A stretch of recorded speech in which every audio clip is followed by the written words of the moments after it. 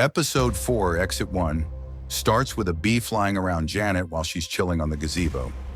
Joe shows up, and they both watch the bee before Janet grabs it Miyagi style and gives a mini lecture on how it's an Italian honeybee flying out in the cold. She lets it go, and Joe immediately steps on it, claiming it's either him or the bee since he's allergic to stings. Joe is being very odd, leaving Janet's mind buzzing with suspicion. Meanwhile, Bill is at the edge of the town's pain barrier, testing it with takeout leftovers. Cameron walks over curious, and Bill reveals that he's been luring animals to the barrier to test if they'd survive. He then takes a jab at Cameron, saying at least he didn't kill his wife.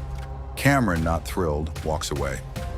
Back at the hotel, Moira's giving Chadwick Bowman a crash course in sign language.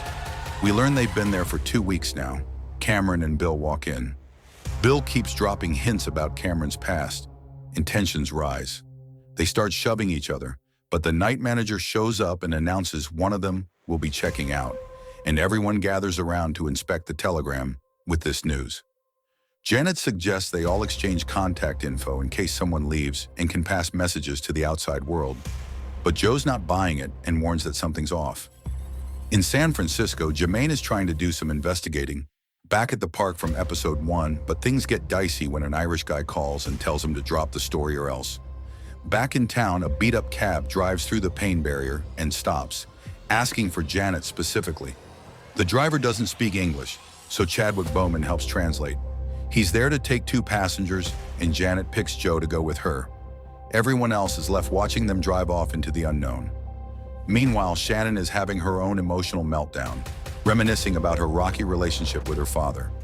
She gets all dressed up and starts flirting with the night manager, but he resists. She is trying to get him to send a message to her dad, basically saying she'll behave if she can go home. On the road, Janet and Joe are driving along when the cab gets a flat tire. The driver, for some reason, casually pulls out a machete, hacks open some coconuts, and offers them to the duo. Things are getting weird. In San Francisco again, Jermaine is still digging into Janet's disappearance when Edith confronts him again, warning that he's poking around in dangerous territory. This is the 3rd time Edith has threatened Jermaine, so no idea why he thinks he'll listen.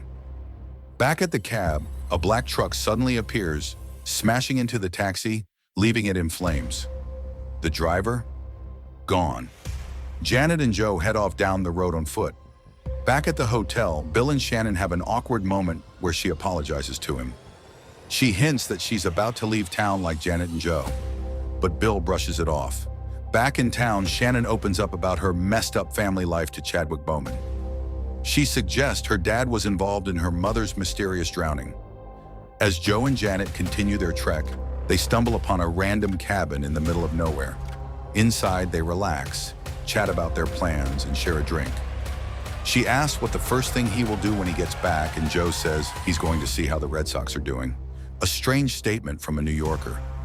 Janet invites him to visit her and Megan in San Francisco. They look up at the stars and are comforted that at least constellations confirm they're still in the Northern Hemisphere. The next morning, they're awakened by a swarm of bees filling the cabin as it warms up. Joe freaks out, and they manage to slowly start to tiptoe outside, but Joe's boot is filled with bees. They manage to get outside without getting stung. Back in San Francisco, we see Jermaine called into the police station and questioned about Janet's disappearance. They have a photo of him at the park from the day Janet disappeared. Later, after walking all day, Janet and Joe realize they've come full circle and are back in town. Joe reassures her that they'll find a way out eventually. With no other option, they return to the hotel and in the elevator ride up to their room. Janet asks Joe if he would stay with her that night. That same night, another taxi shows up at the hotel and Shannon leaves the hotel. Just like she had predicted. The next morning, Joe sneaks out to order takeout from the Shanghai Palace. Things take a turn when the head waiter leads him into a secret room, and we find out that Joe is a mole. The waiter warns Joe about messing with the plan for Janet. Joe's put on the spot and has to play along with what they refer to as the process. But it's clear there's more going on than he ever realized. And there you have it. Janet and Joe took a lovely little road trip that ended with a flaming cab, random coconuts, and a nice walk back to square one.